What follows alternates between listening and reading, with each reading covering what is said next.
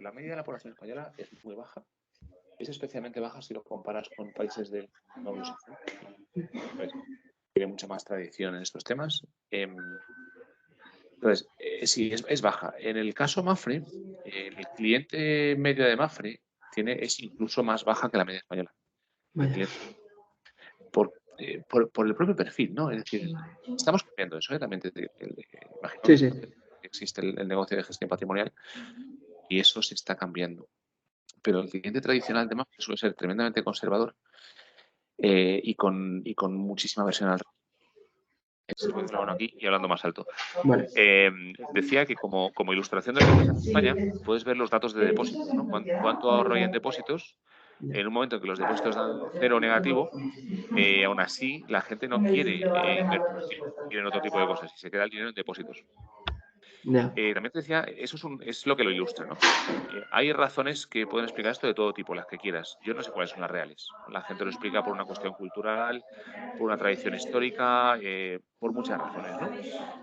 Bueno, yo creo que las razones son menos preocupantes que el hecho de que cuando segmentamos a la población se ven diferencias importantes. Por ejemplo, la gente joven tiene mucho más conocimiento financiero que la gente mayor. Cuando digo mayor me refiero, si comparamos gente, por ejemplo, como tú, de tu edad, en torno a los 20, 20 y pocos, Sí. lo comparamos con la gente de 60, 65, hay una diferencia abismal de conocimiento. También es verdad que los programas educativos hacen mucho, ¿no? No sé desde cuándo, pero no hace mucho, hay economía en los bachilleratos, ¿no? En la ESO, en los bachilleratos, Sí. cosa que, por ejemplo, eso hasta los años 90, 2000 no existía. Entonces eso siempre ayuda un poquito, ¿no? Sí. Y luego no solo se ve una diferencia de conocimiento, sino también una diferencia de interés. Es decir, las personas jóvenes como tú, o incluso un poco más que tú, yo diría hasta 30 años, eh, tienen más conocimiento y por tanto se ven más seguros. Como se ven más seguros, tienen más dinero. Ujú. Por ejemplo, las personas como tú, que tenéis algo más de conocimientos, podéis sentaros en un banco y discutirles cosas. Claro. Las personas de 60, 65 y asumen que van a ser engañados. Ya. Entonces, esta diferencia hace mucho. Igual la respuesta directa es, efectivamente, es muy baja. El hecho de que sea baja es, primero, una oportunidad para cambiarlo y, segundo, una oportunidad de negocio. Es decir, en tanto que el hecho de que la media sea baja Sí. supone una oportunidad, primero, para ayudar a la sociedad cambiándolo y, segundo, una oportunidad de negocio. En tanto que la sociedad invierta más, habrá una oportunidad de negocio en el área de gestión de patrimonios y de personas. Claro. Vamos a ver, en media no. Y aquí también te puedo contar alguna anécdota. En 2018 hicimos una campaña a través de Fundación Mafre, es Ujú. decir, al ser fundación sin ánimo de lucro, para darlo a conocer, ¿no? Hicimos una serie de vídeos, contenidos en redes sociales, y vimos que efectivamente la media de la población no tiene la menor idea. Es decir, si ya sabe Ya. poco sobre el mundo inversor y financiero, cuando le metes todo eso, perdona que sea, no sé, demasiado, claro, automáticamente se creen que les está milonga. Viene aquí una persona pues de cierta edad, ponle 60 años, 55 años, Ujú. eh, que desconfía muchísimo del mundo financiero porque es lo que ha aprendido en su vida y que encima viene aquí un financiero y le dice, no, pero espera, que es que además de ser financiero, además vamos a hacer un bien social. Pues Claro. te mira con rechazo, o sea, te mira con desconfianza. Sí, como que no se lo cree. No Como se lo cree. no se lo cree, sí. No se lo cree. Y ese es el principal problema, ¿no? Entonces, hay mucha tarea educativa, muchísima. Sin embargo, pasa como antes. Cuando segmentas por edades, la gente joven, como tú, o incluso más o menos de 30 años, como antes, muestra muchísimo interés. No sé qué nivel de credibilidad hay, lo que sí es mucho más interés. Y la gente sí que se preocupa de que si alguien, por ejemplo, con 30 años está ahorrando o empieza a ahorrar con 25, sí que se preocupa de qué pasa con ese dinero. Claro. La persona de 65 años igual tiene depósitos, tiene un plan de pensiones y no le preocupa lo más mínimo. Le preocupa el engaño. Sí. Entonces, por ejemplo, sí me consta casos concretos de gente joven, de 20 y pico años, que, por ejemplo, pregunta o se molesta en investigar a través de Internet que unas inversiones determinadas invierten en empresas de armamento de determinados tipos, ¿no? Armamento, bombas de racimo, este tipo de cosas Mm. que supuestamente no deberían producirse.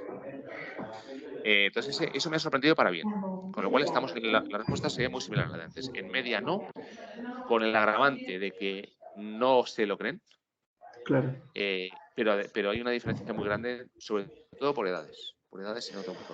Pues mira, la pregunta tal como está planteada, yo creo que en media la gente se inclinaría por hacerse rica.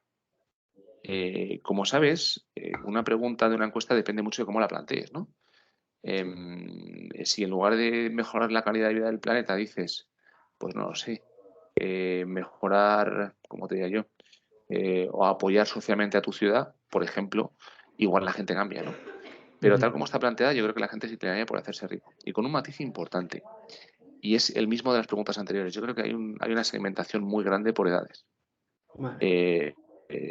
Mi experiencia con clientes es que la persona, o sea, no voy a llamarle mayor, pero tampoco está, pero una persona con 55 años, 60 años, está un poquito de vuelta de todo y dice, yo quiero hacerme rico y te de problemas. Mientras que una persona joven suele ser más idealista, como tú mismo dices, es más utópico, ¿no? Y dices, oye, pero eso es normal, eso nos ha pasado a todos, ¿no? Y yo estoy justo entre medio de los dos y me gustaría pensar que todavía se puede hacer algo, ¿no?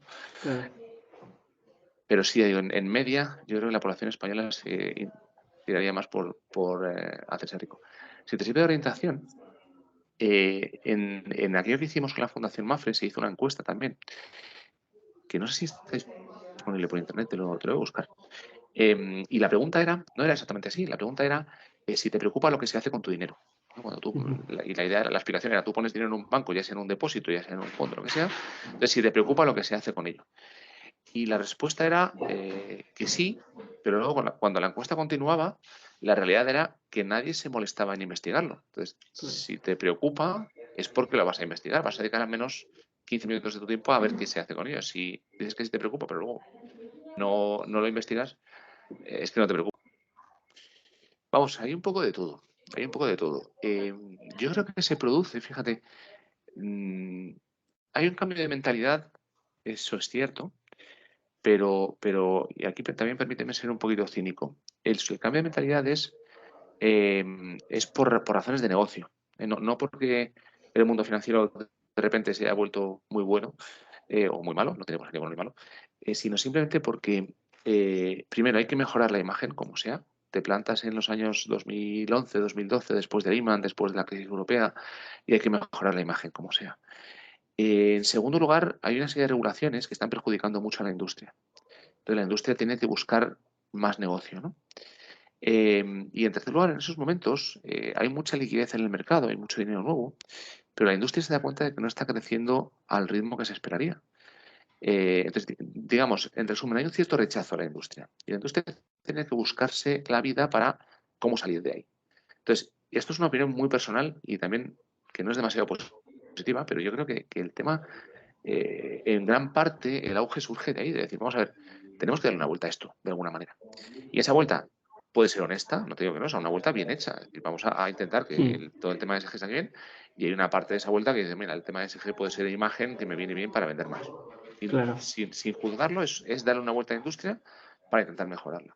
Lo que es el ESG, sin llamarle ESG, viene de muy atrás, viene de hace muchos años, pero era un nicho, incluso yo te diría de siglos, pero era un nicho, no era algo tan genérico. Y en los últimos 10 años es cuando se ha disparado. Yo creo que se ha disparado por esta razón.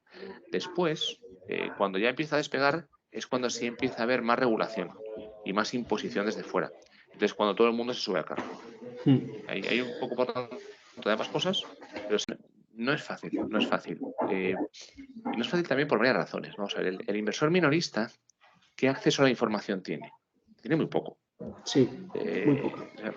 Entonces, por ejemplo, ¿dónde se puede encontrar información de fondos de este tipo? Pues, no sé, te vas a un Morningstar, por ejemplo, no sé si tú lo conoces. Sí, sí, Morningstar, sí, de hecho, MSCI, V2, MSCI, sí, efectivamente. Entonces, pero claro, esos son fuentes de información que tú las conoces porque te gusta este tema y trabajas en esto. El inversor sí, minorista medio no conoce eso, ni sabe que existe, ni sabe interpretarlo. Entonces, la vía de información media para el inversor minorista es el banco. Y el banco lo que va a hacer es colocar su producto, sea el que sea, colocar el producto que tenga en campaña ese mes o esos 2 claro, meses. claro. Entonces, no es fácil, es decir, exige un esfuerzo previo por parte del inversor que la mayoría de inversores no están dispuestos a hacer. Sí. Piensa en Amazon. ¿Vale? ¿Cuál es el éxito de Amazon? Que Sí, te lo todo masticado. Al final tú buscas, total, encuentras rápido y compras lo que quieres ya. te quita todo el esfuerzo. Sí, Mientras que tú sabes muy bien que para ser un inversor comprometido requiere esfuerzo por tu parte, requiere sí, tiempo, requiere investigación.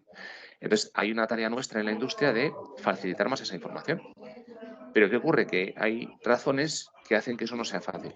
Una razón de la homogeneización, la información es totalmente heterogénea hasta que hay una regulación. Segundo, como en la industria se mezcla gente que hace las cosas bien y gente que lo hace simplemente por imagen, pues a veces no claro, hay interés en que sea transparente. claro. Entonces, hay razones por las que esa información es difícil de acercar al cliente final. Con lo cual, la respuesta directa sería no es nada fácil. No, Nada no. fácil. A ver, yo diría que depende de qué inversores. Es decir, hay inversores, como es tu caso, más comprometidos, a quienes les va a facilitar la vida. Si tú ves la etiqueta europea y ya sabes lo que hay. Mientras que al inversor en general, pues no es fácil. No es fácil porque el inversor en general, que tiene poca información de fondos, poca información de mercados, va a ver otra etiqueta más y dices, bueno, vale, pues sí, puede ser. Esto me recuerda mucho a la etiqueta de los coches, ¿no? Los que ponen CB, Sí, Eco, no sé qué. Pues bueno, al cliente final le importa poco. Hay unos cuantos que sí estarán muy preocupados de ese tema, pero al cliente final la etiqueta le importa poco, ¿no? Y yo creo que claro. esto va a ser bastante parecido. Pero de nuevo entraríamos un poco en la segmentación por edades. Igual a la gente mayor que está de vuelta de todo va al banco y dice, mira, tú dame un fondo que me dé dinero y se acabó. Mientras que la Claro. persona, como es tu caso, joven, interesada, la etiqueta homogénea europea le puede facilitar bastante las cosas. Lo que pasa es que también te digo que queda tiempo para la etiqueta, ¿eh? A ver, el tema de comparar un poco internacionalmente no es fácil, porque No, ya has visto que la legislación en cada país es diferente, sí, incluso siendo una Unión Europea, que eso es lo triste. Se supone que en la Unión Europea tendríamos que estar muy homogenizados en regulación y la realidad es que no es así. Eh, ya. pero no es nada fácil, efectivamente. Y de hecho nos pasó como anécdota con el Fondo de Inclusión, la legislación sobre discapacidad en cada país es diferente. Eso te da muchísima guerra a la hora de intentar hacer análisis. Pero bueno, Claro. es lo que costó. Vamos a ver. Pues fíjate, no me decantaría por una en concreto. A mí lo que me da confianza es la transparencia, que sean muy transparentes con de dónde sale el dato y qué significa. Y creo que ninguna de las que hay lo es. Tienes Sustainalytics, bueno, Sustainalytics lo compró Morningstar, creo que. Morningstar, sí. Sí, Tienes MSCI, yo creo que son las dos más conocidas, sí, con mucha diferencia y las más utilizadas en la industria. Y entonces, es una cosa que hay que utilizar, sí o sí, no queda más remedio, pero hay cosas que no están del todo claras, es decir, de dónde sale cada número. Por eso a nosotros nos gusta utilizar datos propios. Y eso es algo tremendamente diferencial con el resto. Lo que pasa es que es carísimo. claro. Carísimo me refiero en tener equipo y en tener recursos Sí, para sí, recabar esos datos. sí, te entiendo. Eh, entonces hacemos las dos cosas, tenemos dato propio y dato comprado. Cuando tienes dato comprado, al final esto tiene pinta de ser como los datos financieros, que va a tender a homogeneizarse. Entonces, cuando todo sea homogéneo, entonces sí será claro y sí funcionará bien. Es como los balances de las compañías, ¿no? Cuando tú ves un balance de una compañía, más o menos, si has estudiado contabilidad, sabes lo que hay detrás. Sí, claro. Pues Sí, porque al esto, final, si siguen por el mismo parámetro todos, sí, al final, exacto. sí, Esto será igual. Cuando haya una regulación de reporting no financiero bien hecha, que sabes que está en desarrollo y hay varias posibilidades y demás, cuando eso esté hecho, entonces creo que sí habrá un reporting no financiero que todos podamos interpretar de la misma forma. Pero ahí pues cada dato se puede interpretar de una forma distinta. Y de hecho hay una empresa, por ejemplo, no sé si es una que se llama Clarity, bastante conocida.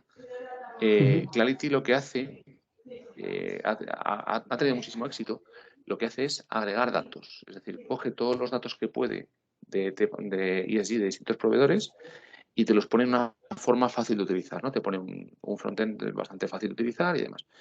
Y entonces ahí lo que ves, hablando con la CEO, que es una chica española, pero que se mueve por Nueva York y demás, claro, ella dice, mira, a nosotros no nos preguntéis los datos, yo te pongo los datos, luego tú haz lo que te dé la gana con ellos. ¿Por qué? claro, Porque ellos mismos reconocen que la interpretación de los datos es muy difícil, ¿no? Cosas tan simples como, o yo qué sé, hoy que es 8 de marzo, el Día de la Mujer, dices, bueno, porcentaje de mujeres en los consejos de administración, o porcentaje de mujeres en las empresas y tal, dices, ¿qué es bueno? ¿Que sea mucho o poco? ¿Que sea 50%? claro. Eh, entonces, hacer ahí una ordenación de los datos y demás es realmente complejo. Entonces, respondiendo a tu pregunta, ¿cuál me ofrece más confianza? Yo la palabra confianza no me fío mucho de ninguna. Yo creo que hay que utilizarlos porque es lo que hay, pero la Ujú. cosa funcionará mucho mejor cuando tengamos datos estandarizados. Bueno, ahora mismo la francesa. Y la francesa básicamente porque es la que tiene el proceso de auditoría más duro, por lo que hemos visto. O sea, tiene un proceso de auditoría realmente muy, muy duro. No sé si el nuestro fue especialmente duro porque no somos franceses y sabes que los franceses son muy suyos para este tipo de Sí, cosas. de hecho la mayoría, yo estuve mirándolo porque bueno, el trabajo lo pongo, y la mayoría de fondos que hay son franceses. Sí, sí, sí, efectivamente. De hecho, los franceses tienen bastante, van muy adelantados en este tema. Pero es una buena cosa, ellos empezaron muy pronto con estos temas. En su propia legislación ya tienen una regulación específica, lo que llaman el artículo 173, donde exigen a todas las gestoras que tienen que tener reportes de este tipo y demás. Entonces yo creo que me da especial confianza la BEL-ISA francesa, primero porque su proceso de auditoría es muy duro, segundo porque fueron los primeros en hacer este tipo de cosas, eh, y tercero porque la Unión Europea insinúa que va a copiar esa etiqueta, con lo cual Claro. debe ser que es buena. Uf, esa pregunta es difícil porque habría que ver qué fondo sostenible y qué fondo tradicional. Los estudios académicos, que imagino que tú habrás repasado, la mayoría de ellos, no ofrecen una ventaja clara en rentabilidad entre los fondos sostenibles o los no sostenibles. Hay unos que dicen que sí, otros que no, y en general no hay una ventaja clara. El fondo sostenible, en mi opinión, y esto es una opinión personal y quiero matizarlo, ofrece varias ventajas. La primera, la rentabilidad es cuando se hace bien, y me explico. Eh, la inversión sostenible para mí es una inversión mejor hecha que la inversión no sostenible.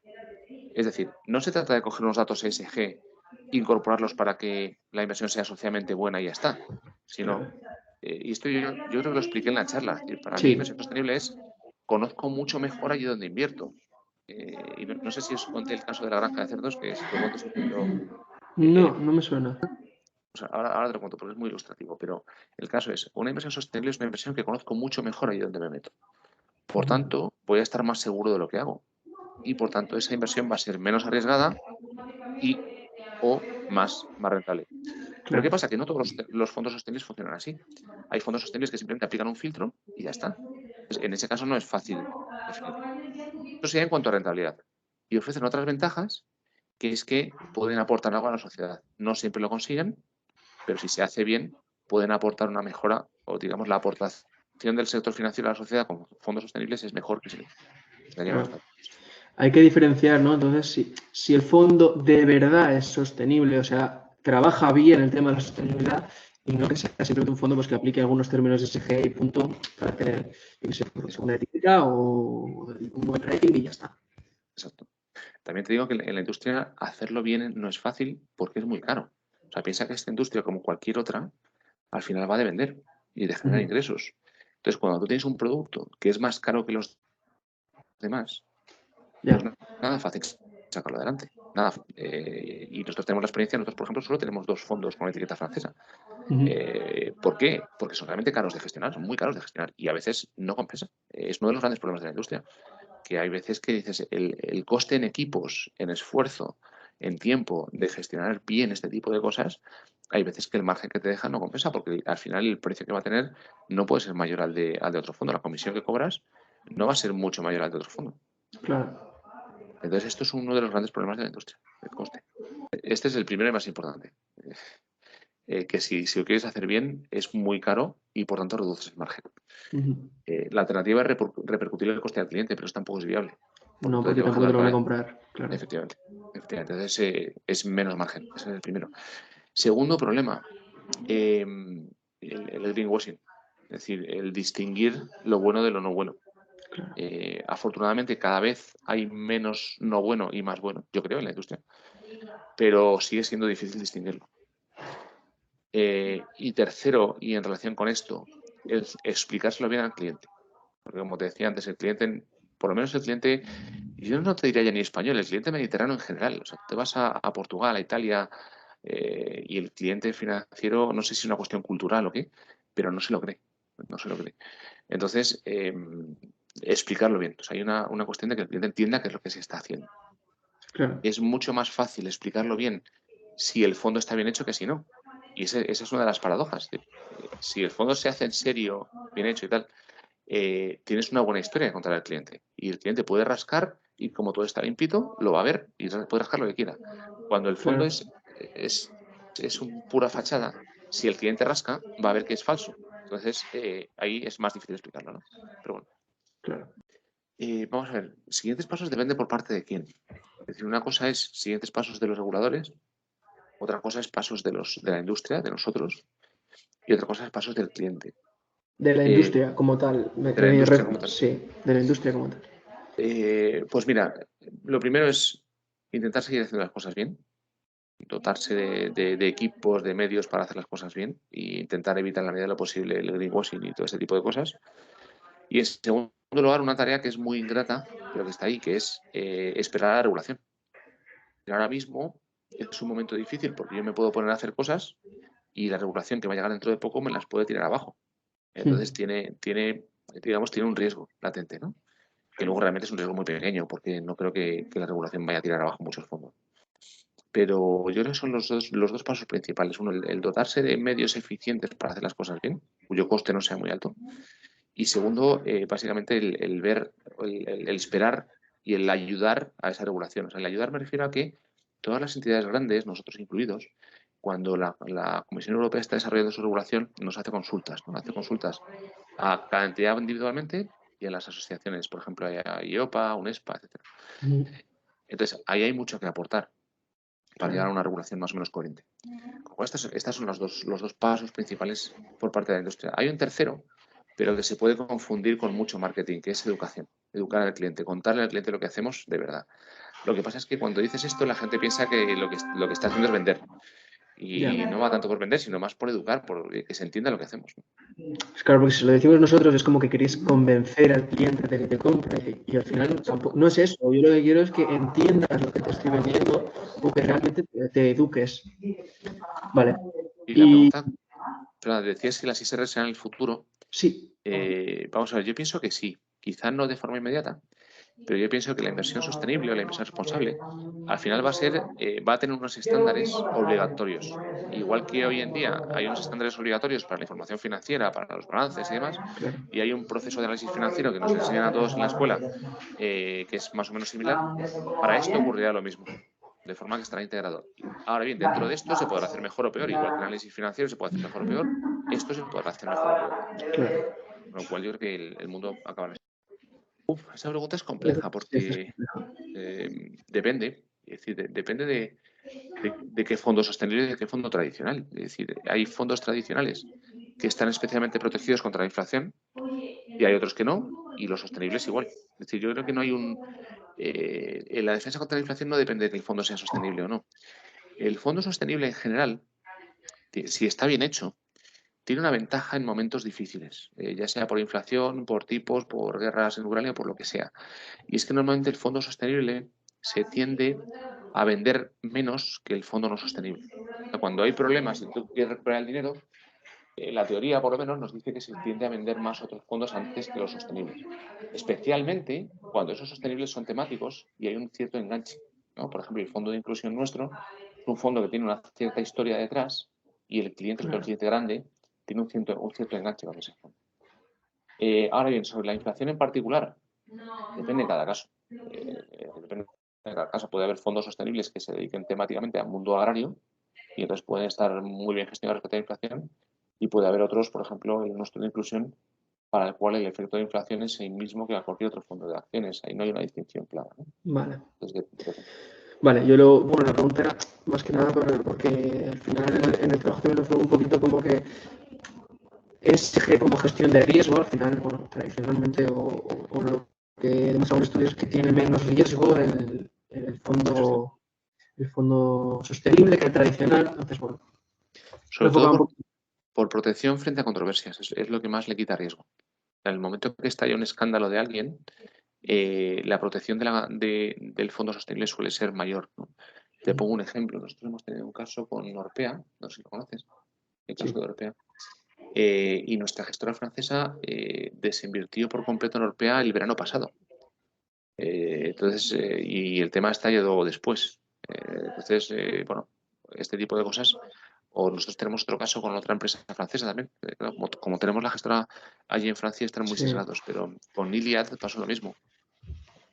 Entonces, es más la protección frente a riesgos, que es cierta, y está ahí, es más vía controversias, efectivamente.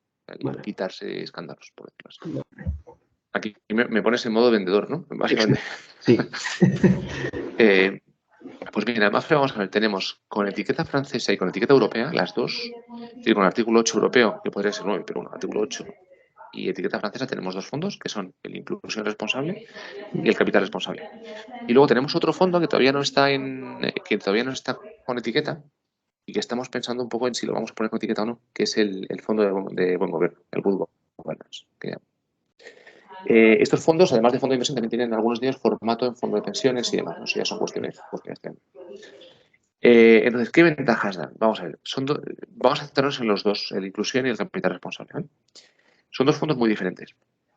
El Inclusión Responsable es un fondo único en el mundo porque es un fondo de acciones normal y corriente, es un fondo de equity que invierte en acciones europeas. Desde el punto de vista técnico financiero no tiene nada de especial. Lo que tiene de especial es que la selección de esas acciones o de esas empresas se basa en analizar cuál es su compromiso con el mundo de la discapacidad. Pero el compromiso de verdad, es decir, no qué porcentaje de personas con discapacidad emplean, que eso es una cifra que nos hemos dado cuenta que indica muy poco, puede ser muy engañosa, sino que nosotros nos metemos, nos entrevistamos con ellos una vez al año, con las 600 del Stock 600, una vez al año y examinamos sus políticas de discapacidad, sus equipos de recursos humanos, intentamos entrevistarnos con alguna persona con discapacidad que trabaje allí, etcétera, para ver hasta qué punto hay un compromiso real. Y te pongo un ejemplo. Una de las cosas que miramos son sus políticas, ¿no? Tienen políticas públicas para la discapacidad. Estas políticas a veces son muy genéricas y otras veces bajan mucho al detalle. Entonces hemos visto que uno de los mejores indicadores es cuanto más baje al detalle. Por ejemplo, si ellos tienen sus políticas, desglosan con claridad. Joder, qué ruido tienes, ¿eh? Sí, te escucho bien, ¿eh? Vale, digo, si sus políticas desglosan con claridad, por ejemplo, tipos de discapacidad, la discapacidad física o motriz, la discapacidad sensorial de personas, por ejemplo, que no ven o que no oyen, la discapacidad mental, la discapacidad intelectual, son distintos tipos de discapacidades que requieren un trato muy diferente entre sí. Entonces, si son capaces de bajar ese detalle, nos están diciendo que realmente tienen un compromiso, o sea, que se lo han trabajado mucho, que se lo han currado un montón y saben lo que hacen. Mientras que si tienen una política muy genérica, es un indicador de que realmente no lo hacen. Igual que esto, trabajamos con una serie de preguntas y una serie de análisis hasta 40 variables, muchas de ellas abiertas, no numéricas. Entonces, hacemos ese análisis de forma que la inversión se hace en análisis, tiene tres niveles, ¿no? Se hace este análisis, el análisis ESG genérico y el análisis financiero. Y tiene que cumplir los tres. De forma que solo se invierte el análisis de compromiso con discapacidad se divide en 4 niveles y solo se invierte en el nivel mejor, en las mejores de ese nivel. Vale. Entonces, este fondo es tremendamente satisfactorio porque nos ha demostrado primero que son más rentables, lo ha demostrado en la práctica, por una serie de razones que por tiempo no voy a enrollar con ellos, pero si quieres cualquier día te lo cuento. Nos ha demostrado también, y esto ha sido muy, muy entretenido, que las empresas que salen mal paradas en este aspecto nos preguntan qué pueden hacer para mejorar, lo cual es Claro. no era el objetivo del fondo, pero es algo muy interesante. Es satisfactorio además. Efectivamente. Y luego tiene una gran ventaja, y es que utiliza datos propios, que es lo que hablábamos antes. Es decir, yo puedo, en una base de datos genérica, como puede ser un Sustainalytics, puedo mirar qué porcentaje de personas con discapacidad hay en la empresa, pero eso no me dice nada. Y no me dice nada porque te pongo otro ejemplo. Hay empresas que son líneas industriales muy antiguas que, entre comillas, generan personas con discapacidad por accidentes. Hay muchísimos accidentes. Y esas personas las recolocan en la empresa, con lo cual tienen unos porcentajes de personas con discapacidad muy elevados, pero eso no aporta nada, no indica nada. Entonces, al tener datos propios, rascamos muchísimo más profundo de lo que podríamos hacer con una base de datos externa. Y nos entrevistamos con ellos, hacemos un seguimiento continuo con ellos. Entonces, esta es una grandísima ventaja, pero es una ventaja muy difícil de vender. Es curiosísimo como... Dime, perdona. Sí, que justo aquí es cuando entiendo lo que me dices, de que hay un coste muy elevado y hay veces que no compensa. Claro. Tú piensas, por ejemplo, que solo para gestionar este fondo yo necesito 2 analistas a tiempo completo que están basados en París, y París es una ciudad cara en salarios y demás, Y estos analistas están constantemente en contacto con las empresas. Solo para gestionar este fondo. La Ujú. mayoría de los fondos que hay en el mercado, un solo gestor gestiona 10 a la vez, porque son carteras Claro, totalmente estandarizadas. Pues este fondo es carísimo de gestionar, pero su precio es el mismo que cualquier otro, incluso menor, porque lo que tenemos que hacer es ayudar a los diagnósticos. Su margen es minúsculo. Y de hecho, Mafra alguna vez me tira las orejas porque dice que esto deja poco margen, ¿no? Entonces, bueno, es uno de los problemas que tiene, pero creemos que lo estamos haciendo bien y queremos ir a más volumen. Y el otro fondo, el capital responsable, es un fondo diferente, es un fondo mixto, mucho más conservador, muchísimo más conservador, en el cual los filtros de análisis son simplemente el ESG y el financiero. Este ujú, incluye bonos y acciones. El filtro ESG también tiene la gran ventaja de base de datos propia y también tiene la gran ventaja de engagement. Nuestros analistas también hablan con las compañías. Y nosotros claro, las bases de datos externas las utilizamos después para control de riesgos, este tipo de cosas. El, el ex ante, es decir, la decisión de inversión se hace siempre con base de datos propia, lo cual es una gran ventaja. Y este es un claro. fondo más orientado a gente más conservadora porque tiene un objetivo de volatilidad limitada.